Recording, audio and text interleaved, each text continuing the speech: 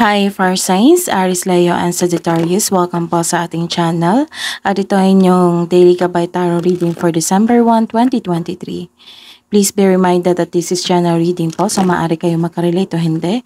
Just take what resonates, gamitin ang reading na ito bilang gabay lamang. Balik po kayo dito bukas para sa ating Daily Gabay Tarot Reading. Please like, subscribe, and click bell button for notification para po updated po kayo sa daily tarot reading. Para po sa gusto magpa-reading, maaari nyo po makuha ang link na sa description box po ito. Message nyo lang po ako sa messenger. Maraming salamat po.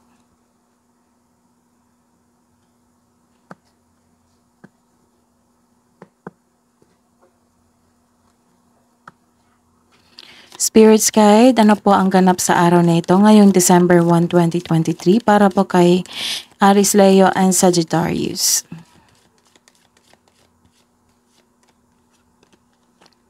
Wow, love is blooming. Maaring nagkaroon kayo ng panahon sa inyong kapareha ngayon. Spirits Guide, ano po yung ganap? Ano pa po yung ganap para po kay Aries, Leo, and Sagittarius ngayong December 1, 2023?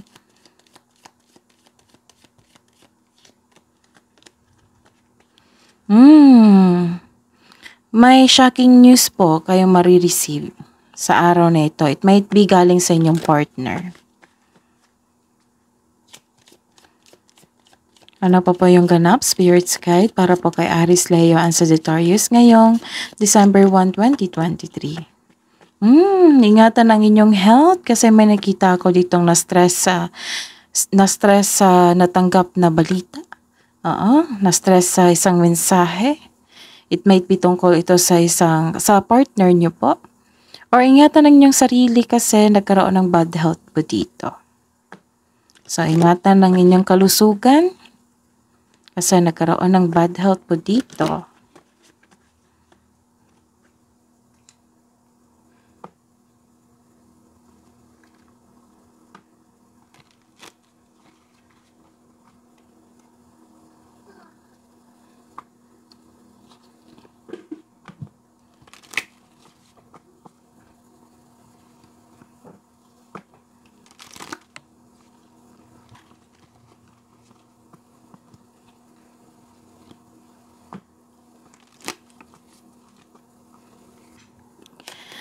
Spirits guys, ano po yung mensahe nyo pa para kay Aries, Leo, and Sagittarius ngayong December 1, 2023?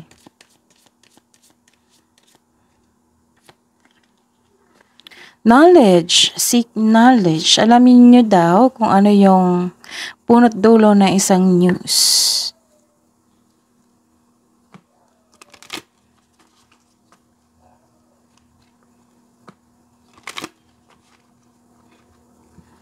Spirits guys, ano pa yung mensahe nyo po para kay Aries, Leo, and Sagittarius? Cheer up, live in the moment. So, kailangan nyo mag-cheer up po. Lakasan ng loob.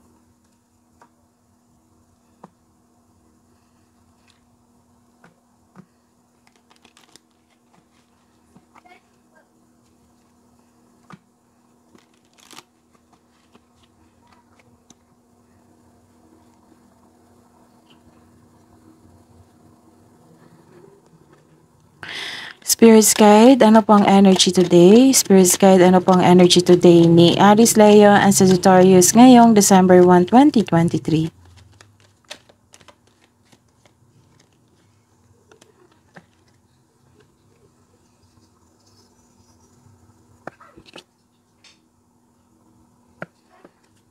Clarification of this reverse card po. Clarification of this reverse card po.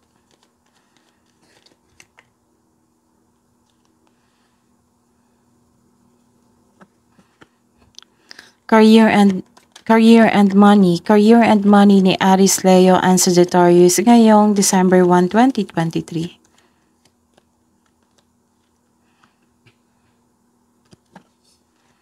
Clarification of this reverse card po. Clarification of this reverse card.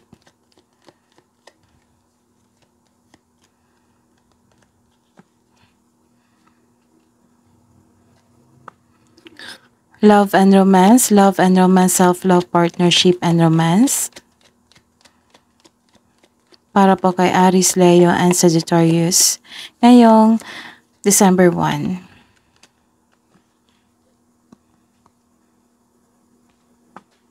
Clarification of this reverse card po. Clarification of this reverse card. Para po kay Aries, Leo, and Sagittarius.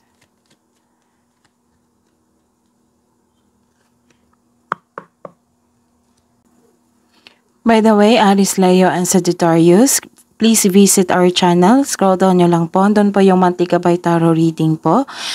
For December 2023, separated video po yung Aries, Leo, and Sagittarius. Maraming salamat po. Ngayong December 1, 2023, you have a reverse card here. Kayo po ay na-burnout po. Kayo po ay na-burnout maari sa trabaho or sa relasyon. Nabibigatan kayo sa emotion o binigay na emotion, binigay na emotion or sa sitwasyon nyo ngayon or nabibigatan kayo sa responsibilidad or sa trabaho. You have a lack of confidence here. Mas nangingibabaw yung takot mo of taking your work to the next level, or it might be may takot po kayo na may takot po kayong nararamdaman of taking your relationship to the next level. So it's time to step out from your comfort zone if you're serious about growth. Problema rin sa pera to eh. Problema sa pera, nawalan kayo ng nagkaroon ng stagnation sa trabaho. Oo. Nawalan kayo ng interest. Oo. May alok na tulong po, hindi mo tatanggapin. Feeling burnout po kayo sa trabaho or maaring sa relasyon. So this card tells you taking a break won't hurt your career or in your relationship. Allow yourself na mag-rest para ma-re-energize ka sa pagbalik mo. So don't push yourself so hard. Sa clarification of your first card po is an upright card, which is nagkaroon po dito ng quick action. Sa araw na ito, may mabilisang pagdesisyon or mabilisang pag-receive ng mensahe or news. Darating na ang inaantay mong mensahe. Dalawang card na po nagsabi na may darating na mensahe na it might be expected nyo ito kasi inaantay eh. So message of concern, may darating na mensahe. May parating na blessings na magbibigay saya sa'yo. Wow. Maaring may travel na magaganap o isang bagong tao na darating sa inyong buhay. May nakita rin ako dito na may gulo na nangyari o may ganap na away. So, ingatan po. Baka kasi ito yung dahilan na walan ka ng gana. Kasi nagkaroon ng problema sa kaperahan, it might be pera nyo to magkarelasyon. Sa career and money nyo po, you have a reverse card here. And, so let's see. Sa araw na ito ay ayaw mo i-celebrate yung tagumpay mo kasi may success dito oh. So this is the confirmation. 2 cards na po nagsabi na may success. Pero, ayaw nyong i-celebrate kasi hindi po kayo masaya. Bakit naman? Siguro na, na walan kayo ng gana or sobra sa trabaho, pagod kayo. So this card asks you to find joy that exists right now. Celebrate yourself in some small way to increase the flow of positive opportunities into your life. You deserve to celebrate your success. So ito yung natutunan ko sa buhay ko na kailangan talaga na kung may natanggap kayo ng blessings from the universe, kailangan yung i-celebrate or i-share from other people. I-share nyo sa ibang tao na nangangailangan. Kasi blessings to galing universe. So, malaki yan para ma-share mo sa iba. Kasi sobra yan, may sobra Tapos, kahit konti lang po na celebration, magkaroon lang ng pagtipon-tipon or Thanksgiving, na kayo lang po, together with your family, ayun. Konting salo-salo. And the clarification is, you have an upright card here. So, ito. You have an upright card here. You are moving on You are moving on. Nagkaroon ng paglalakbay dito eh. This is paglalakbay also. So this is the clarification na may biyahe. May biyahe, paglalakbay, pagpapaalam, or posibleng may di ka nais-nais na imbitasyon o pangyayari ngunit kailangan. Maaaring paglilipat ito ng isang negosyo or trabaho eh. So may plano kayong mag-resign para subukan ng ibang career opportunities. May parating po kayong pera. May nakita akong parating na pera. Di ba po may problema kayo sa kaperahan dito? So, eto, may nakita akong parating pera.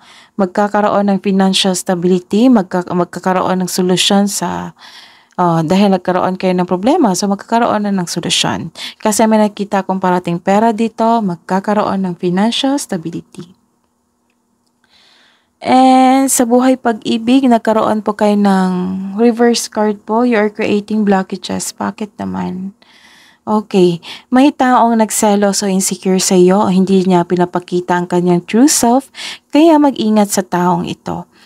Ilan sa inyo nakaramdam ng insecurity o di kaya walang time sa sarili. Kaya take time to pamper yourself, bigyan ng oras ang sarili mo. Bigyan talaga ng oras sa inyong sarili at bigyan pansin ang inyong health. Tapos, nagkaroon kayo ng insecurity dito eh. So, ayun, take time to yourself kasi nagkaroon na kayo ng insecurity. So, the clarification is a reverse card also. Nagkaroon ng confusion, unhappiness. So, dalawang card na nagsabi na hindi kayo happy. Kahit may success na dumating. I see. So, this is the clarification of your card here na hindi okay ang health mo ngayon. O relasyon sa inyong partner o relasyon sa inyong pamilya. May delay sa travel plans po pero makahanap ka pa rin ng paraan para ma-enjoy mo ang moment mo ngayon. So, tiwala lang at taasan pa yung pasensya. Cheer up. Live in the moment. So, cheer up. Kasi nagkaroon ng kalungkutan dito eh. Disappointment kasi nagkaroon ng delay. Nagkaroon ng hindi magandang relasyon or hindi okay yung health mo. So, maagang check up kung kinakailangan. Hidden truth, anong iniisip mo, anong iniisip niya para po kay Aries, Leo, and Sagittarius ngayong December 1, 2023. Para po sa mga single. You don't know how hard it was to let you go.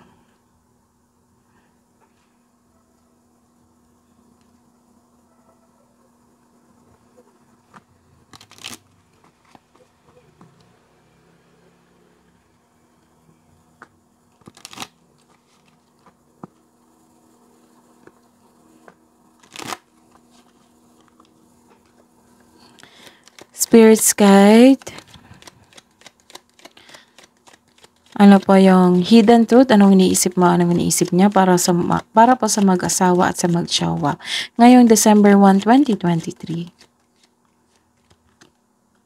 I want to be more than friends.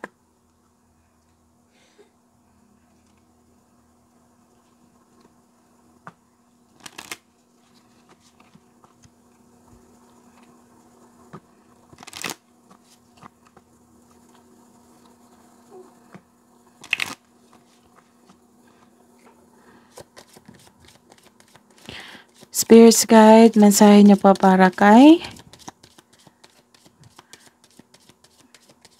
Aries, Leo, and Sagittarius ngayong December 1, 2023.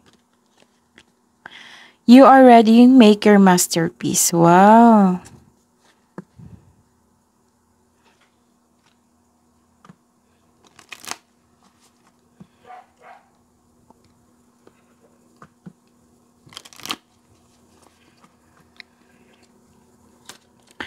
Spirit's guide, love message po para sa mga single po.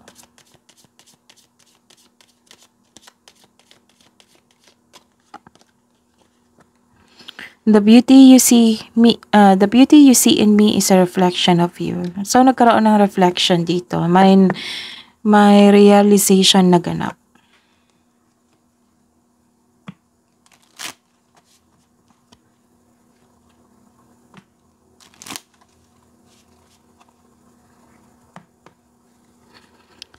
Spirits guides, ano pa yung love message siya po para sa mag-asawa, sa mag-jowa na Aries, Leo, and Sagittarius ngayon, December 1. Wow! New love, a new chapter begins whether it is with a new partner or in a current relationship. So, good news to sa mga single at sa mga may relasyon. A new chapter begins.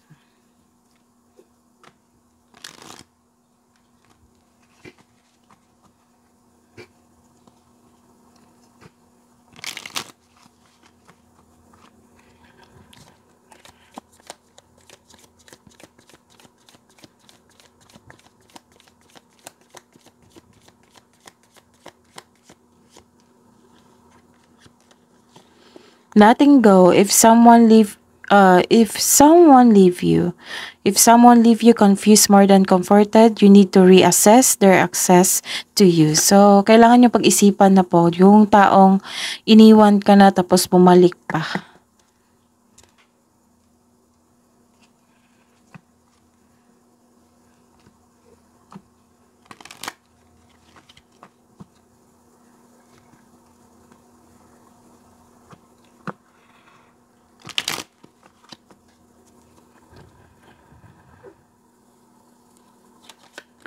Spirits guide, wisdom message siya po para kay Aries, Leo, and Sagittarius ngayong December 1, 2023.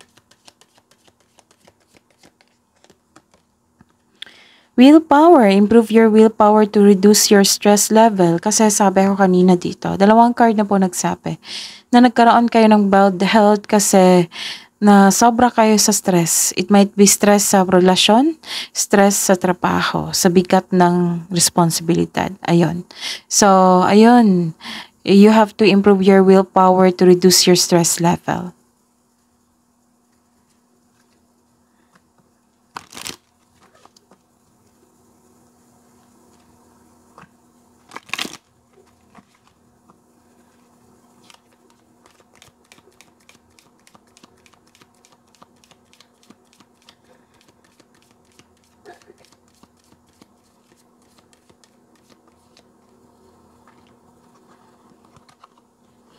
Ang sabi po dito na do not be frustrated, let go and feel peaceful.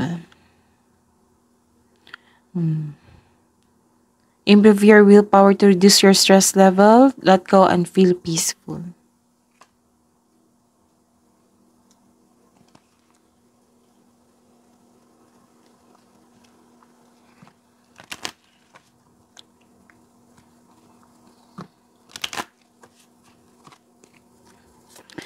Spirits guide, ano po yung kabuang mensahe niyo po para kay Aries, Leo, and Sagittarius ngayong December 1, 2023? Open intuition, seek clarification.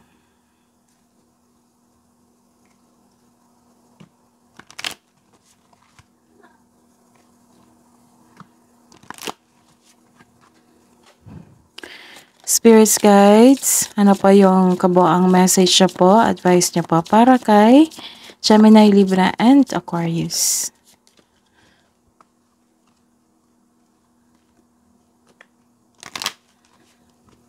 Spirits guides, ano po yung kabuang mensahe niyo po para kay Aries, Leo, and Sagittarius ngayon, December 1, 2023? Illuminate the shadow. Focus on a solution.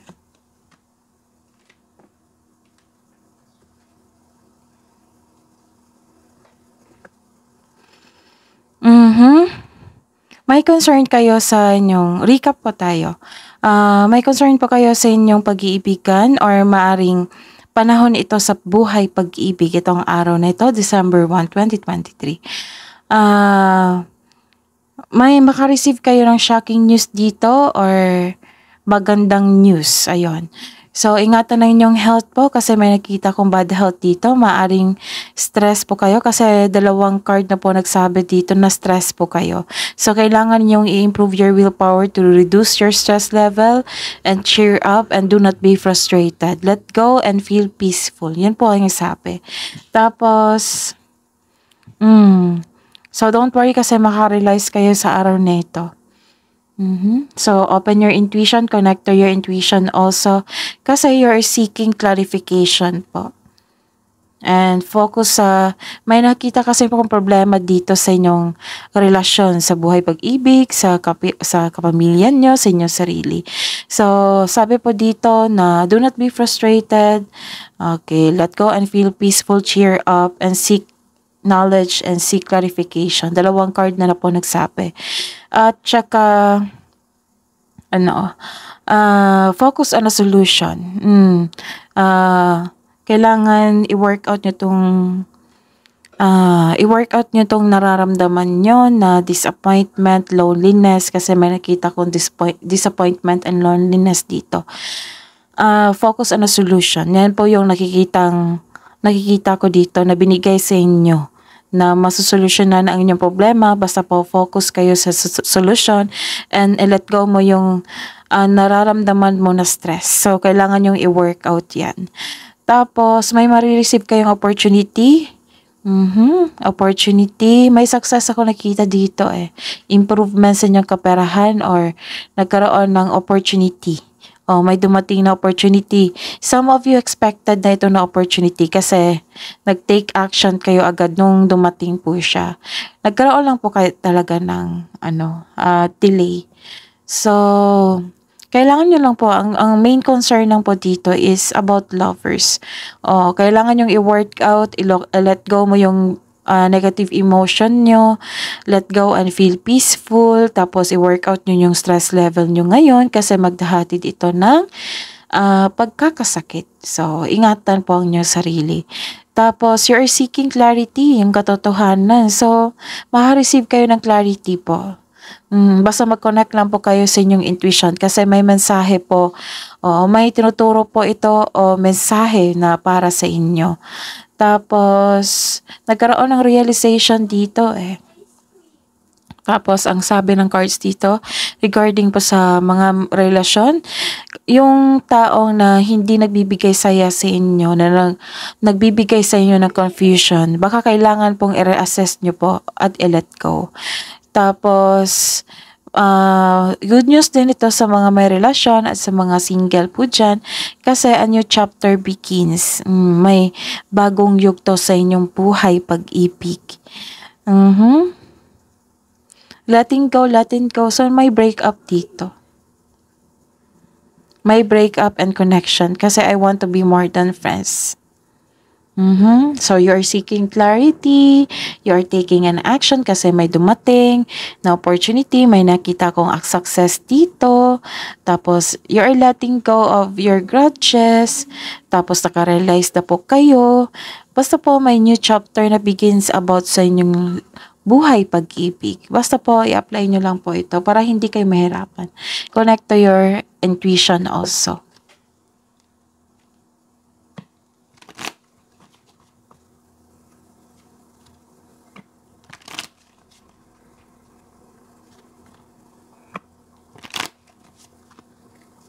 Spirits, guides, angels, archangels, guardian angels, mensahe niyo po para kay Aries, Leo, and Sagittarius ngayong December 1, 2023. Kaya pala. Nagkaroon kayo ng pagka-sensitive ngayon. Sabi ni Archangel Haniel, you're extra sensitive to energies and emotions right now. Honor yourself and your feelings.